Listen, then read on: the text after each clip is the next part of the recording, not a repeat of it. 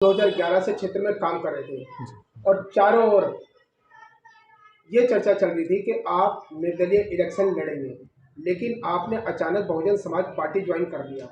तो क्या किसी दबाव में किया है या पार्टी आपके पास खुद चल के आई या आपको टिकट दे रही है, ये कैसे आपको पता चला और पार्टी ज्वाइन करने का मतलब क्या है?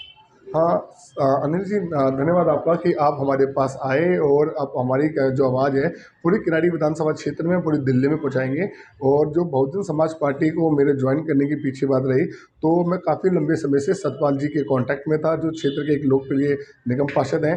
और जब ये 2017 में निगम पार्षद थे, तब भी हमारी आवाज़ सुनते थे। कई बार मेरे इनसे कहते सवाल होते थे, तीखे सवाल भी होते थे, खट्टे सवाल भी होते थे, मीठे सवाल भी होते थे। सतपाल जी बार बार हमें मिठास के साथ बात करते थे, कभी कोई आलोचना नहीं करते थे। और ये कहते थे जब आप धीरे धीरे काम करोगे तो आपको उसका अनुभव मिल जाएगा।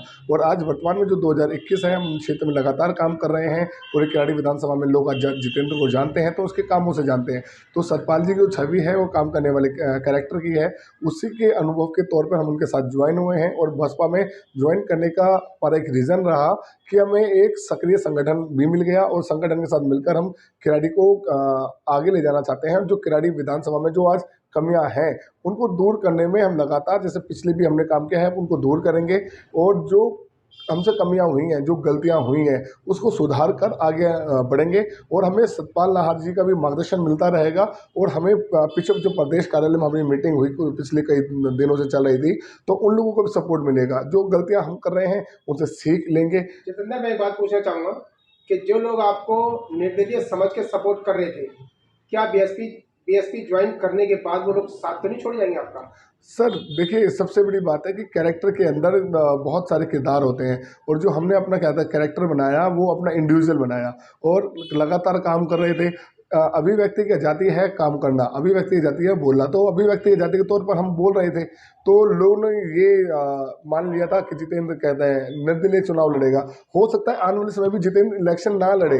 अभी कैसे आप आंकलन कर सकते हैं कि मेरे बीएसपी में क्या ज्वाइन करने के बाद मैं चुनाव लड़ूंगा? हो सकता है बीएसपी को मैं अपने पार्टी के अंदर खड़ा कर दूं, किराड़ी के अंदर। हमारा मेन मोटिव है किराड़ी डेवलप, हमारा मेन मोटिव है किराड़ी को आगे निखारना। हो सकता है पार्टी के अंदर के कुछ लोगों ने मेरे अंदर वो गट्स देखे हों। हो सकता है कि पार्टी के अंदर कुछ ऐसे लीडर्स हों जो हमें आगे जाके रास्ता बताएं। चुनाव लड़ना ही मेरा मकसद नहीं, मेरी कोशिश है सूरत बदलनी चाहिए। जो मान सम्मान मुझे लगातार सतपाल जी से पिछले काफ़ी लंबे समय से मिलता रहा है, वो आज फिर एक बार मिला है, वो जब जाहिर हो गया है। और क्षेत्र के अंदर कोई काम करते हैं निगम पास। करने का रीजन क्या है, मैं ये जानना चाहता हूँ, क्या इलेक्शन लड़ने का इरादा है? सर पार्टी के अंदर हमने ज्वाइन किया है, और पार्टी के अंदर जो पार्टी मुझे भूमिका देगी उस भूमिका को मैं अदा करूंगा। और इलेक्शन लड़ना का मतलब ये नहीं है कि हम इलेक्शन लड़ेंगे। पार्टी के अंदर हम ज्वाइन किया है, पार्टी जो मुझे जिम्मेदारी देगी उसको मैं निर्वहन करूंगा। और रही मेरे चुनाव लड़ने की बात, तो पार्टी डिसाइड करेगी, जनता डिसाइड करेगी, फिर उसको आगे देखेंगे। सतपाल नाहर जी, आप पूर्व में 2 बार पार्षद रह चुके हैं और इस वक्त जितेंद्र सिंगला आपकी पार्टी ज्वाइन कर चुके हैं। तो जितेंद्र सिंगला के लिए क्या आदेश है और इन्होंने पार्टी ज्वाइन क्यों किया? क्या निगम पार्षद लड़ने का इरादा है या सोशल वर्कर काम करते रहेंगे आपकी पार्टी से जुड़कर, या पार्टी कोई पाबंदी लगाकर इनको बांध तो नहीं देगी? देखिए, इसमें जितेंद्र सिंगला जी के बारे में जो आप पूछ रहे हैं, पार्टी इनके लिए कोई पाबंदी नहीं है।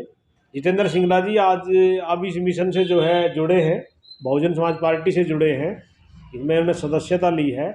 तो अगर जो ये अपना जिस तरह से इनके अंदर सामाजिक जज्बा इनके अंदर है, समाज का दर्द है, गरीब और मजलूम लोगों की ये हेल्प करते हैं, क्षेत्र में विकास की बात को ये लगातार उठाते हैं, तो मैंने ये देखा इनके अंदर कि भाई कहीं ना कहीं एक प्लेटफॉर्म इनको चुनना चाहिए।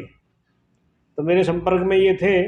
और आज की डेट में आम आदमी पार्टी की बात कर लो, हमारे यहाँ पर पार्षद रहा है, पिछले 5 साल होने को पूरे हैं, एमएलए को लगभग 6 साल पूरे हो गए हैं।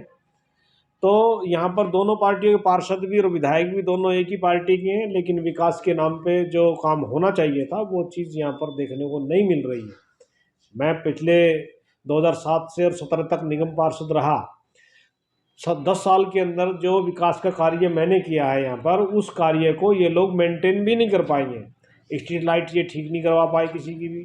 कितनी सेमी हाई मास्ट लाइटें हमने लगवाई थी, उनको ठीक नहीं करवा पा रही हैं, वो बंद पड़ी हुई हैं। आए दिन कोई ना कोई वहाँ पर क्राइम होता है अंधेरे की वजह से। अब क्या संदेश देना चाहेंगे किराड़ी वासी? किराड़ी वासियों को मैं यही संदेश देना चाहूँगा कि अब आने वाले समय में मार्च में चुनाव की सरगर्मियां शुरुआत हो जाएंगी, अप्रैल तक चुनाव होने की संभावनाएं हैं। ये मैं लोगों से यही संदेश देना चाहूँगा कि आने वाले नए वर्ष में नया आगाज़ होना चाहिए और नए उम्मीदवार को, जो बहुजन समाज पार्टी का उम्मीदवार इनके बीच में हम देंगे, चाहे जितेंद्र सिंगला भी उसमें हो सकते हैं या कोई और दूसरे वार्ड से जो और भी उम्मीदवार हो सकते हैं, उनको हम चुनाव में जिताएंगे, लड़ाएंगे। इधर पार्टी की तरफ से उनको पूरा जो है सहयोग मिलेगा और जो भी बहुजन समाज पार्टी का दिशा निर्देश होगा वो उनको समय समय पर सुचारू रूप से दिया जाएगा। मैं यही शुभकामनाएं देते हुए, नए वर्ष की शुभकामनाएं देते हुए क्षेत्र के लोगों को धन्यवाद करूंगा कि आप सब आने वाले समय में इन सब का जो हमारे उम्मीदवार हो सकते हैं बहुजन समाज पार्टी के, उनको आप सहयोग करें। धन्यवाद।